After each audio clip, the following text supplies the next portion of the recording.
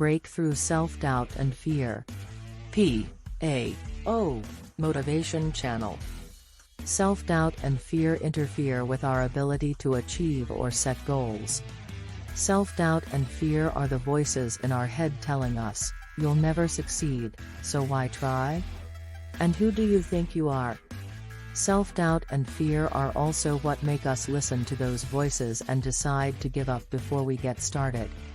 While many people experience self-doubt and fear at some point in their lives, they take action anyway. Others remain stuck, or are confident in only one area of their life, such as work. They are too afraid to try new things like going back to school, entering new relationships or learning new skills. When we let self-doubt and fear rule our lives, we miss opportunities. We predict and believe that nothing good will happen to us, so we don't try anything new, and refuse to take even low-level risks. This leads us to discount people or situations that could help us reach our goals. While self-doubt and fear can come in different forms and from different sources, we can learn to break through them. The vicious cycle of self-doubt and fear. I know what it's like to live with self-doubt and fear. For years my life was ruled by these feelings. I grew up in a lower-income family in the Bronx, New York. I heard over and over again that people like us could never really be successful. As early as kindergarten, my teacher told my mother I was slow and not to expect too much from me. I was put in the slow learners class.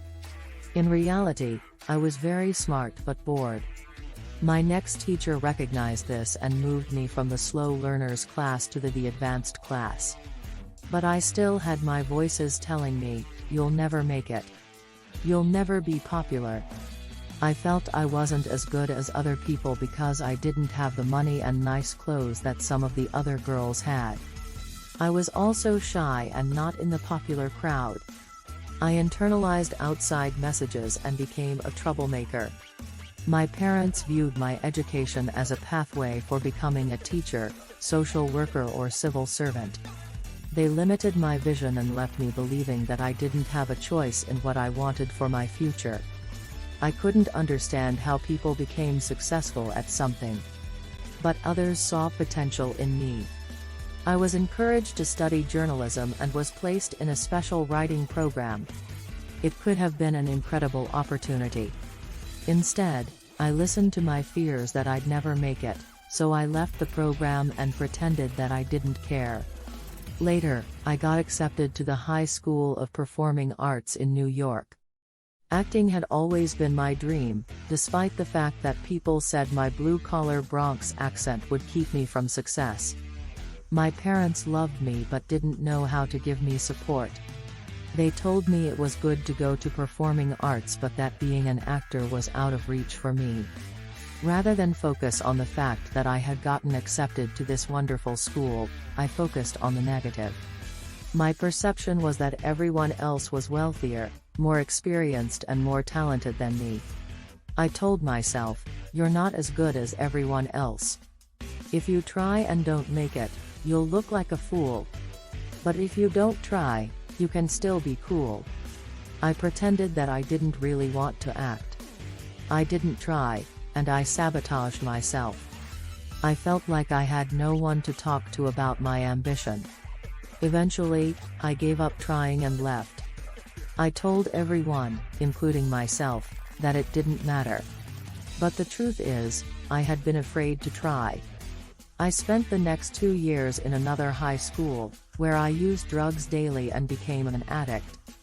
I still managed to do well on tests and graduated from high school at age 16. None of that meant anything to me, because by that time I had such low self-esteem. I thought if I could do it, it must be easy. I continued to feel that I was never good enough. My life was defined by what other people thought of me. I had other opportunities. I was approached on the street by a magazine photographer and became a model at one of the top agencies in the world. I still carried my negative messages and told myself I couldn't do it. I still felt that I was unattractive and couldn't conceive of success. I gave up and dropped out. I just didn't believe in my ability to accomplish anything. I tried moving to Eugene, Oregon because I blamed my problems on where I lived and the people in my life. In 1 year I managed to gain over 90 pounds and get addicted to coffee, cigarettes and other substances. I blamed everyone else for my lack of money, healthy relationships and happiness. I lived in constant fear but was afraid to admit it.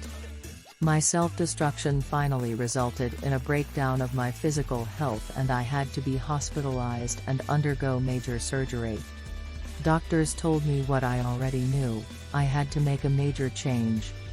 It was time to look at my past and my present and to decide what I wanted for my future. If I didn't break through negative thoughts, I would always stay where I was. Making positive changes.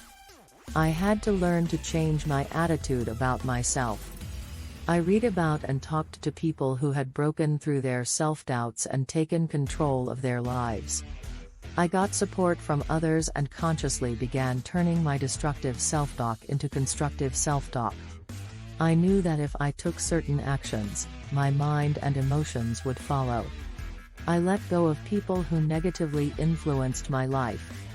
I told myself that I was important, and began to plan and achieve my goals. I learned to have faith in my ability. I quit smoking, gave up coffee, and began exercising and eating well. The people I spent time with were also making positive changes in their lives. My life began to improve.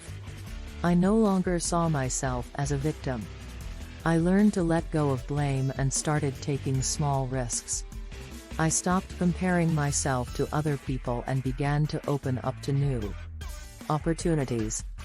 Today I have a successful speaking and consulting business. I have close friends, and a wonderful son. Learning from my life and others, I'm raising him to believe in himself, understand his feelings, and not be afraid of his fears. I travel throughout the country talking to corporations, associations and other organizations. If you need help overcoming feelings of self-doubt and fear, please read these 10 techniques and processes that have helped me get to this place in my life. 1. Make a list of your fears. Only by admitting that they exist can you seek solutions. 2. Write down how these fears affect your life. 3. Become aware of the voices in your head and write down those negative messages. 4. Start building a support system of friends and eliminate people from your life who foster feelings of negativity. 5. Join a support group of people who have similar issues. 6. Change each negative message to one that is affirming and constructive. 7. Read books that help you feel better about yourself. 8. Be aware of your past, and be willing to let go of it. 9. List your goals and the actions you need to achieve them. 10. Take one of those actions every day. Each time you do something that brings you closer to achieving your goals, you will feel better about yourself.